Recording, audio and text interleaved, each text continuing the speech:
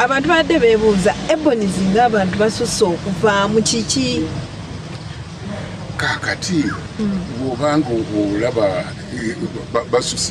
bakibe mususo bakyabasusse okuva anti abantu bagamba nti Namulondo naye bw'abanga yagenze ani yagambye nti Namulondo yagenze batugamba omusajja yamuwasa era omukolo ne guliibwa tetukimanyiiko pozi nga banagiga Namulondo twogera naye tumanyi okeshisila because yatera moving out n'akomawo tetukimanyiiko n'akamu n'akatono era ye officially tanaba kutugamba nti yafumbiddwa naye mbaga mbadde sijunjiwulidde ku ggwe so sinaba kukimanyaako n'akamu n'akatono ebbanga nga lisusse nga takomawo anti kisinziira luli yagendanga n'akomawo naye it's just about 2 months now.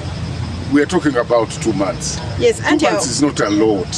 Mwalina omuzannyo gwe yali alina okuzannyamu yasooka n'agumala yagenda agumaliriza ye kennyini atufunira gundi kubanga she was our PR kakati atufunira ne TV Talks twogere naye tumuweereza posters na posting ebintu ku gundi kwegamba tunaba kukirabako n'akamu n'akatono nti avuddemu tetukimanyiiko n'akamu waliwo omukyalo omulala ayogerwako oba Zit Vicky kigambibwa mbu naye yayitamu yabomba ekyokuboga kyesinaba kumanya kubomba bagenze kubomba Vicky kakati naye kyewuunyisa Vicky yagenda Canada muli bangi nnyo abagenda e Canada ndowooza kugira okuyiriba and so on.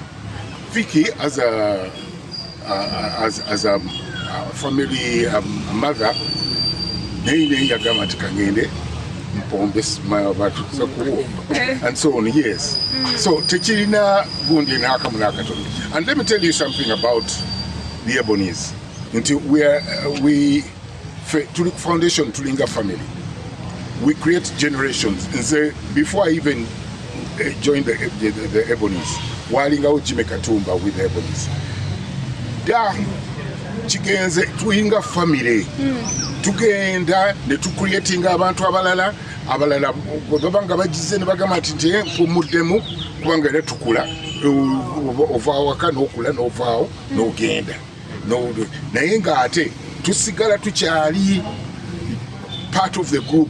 For example, buli nakawunde wakomawe tubeera naye okiraba so baba basigala bakyali part of the families. It is always building, nurturing new talent every time. So it is a good that will be there.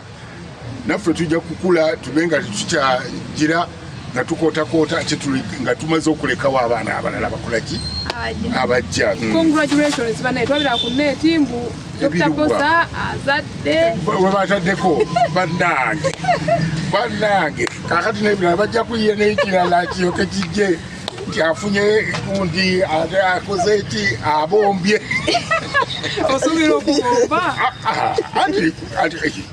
abo tebava social media abasenga abaffe okusomana ne bakojja abo social media babayiiya buli kintu naye tugenda bulungi. My family is moving on. We are happy.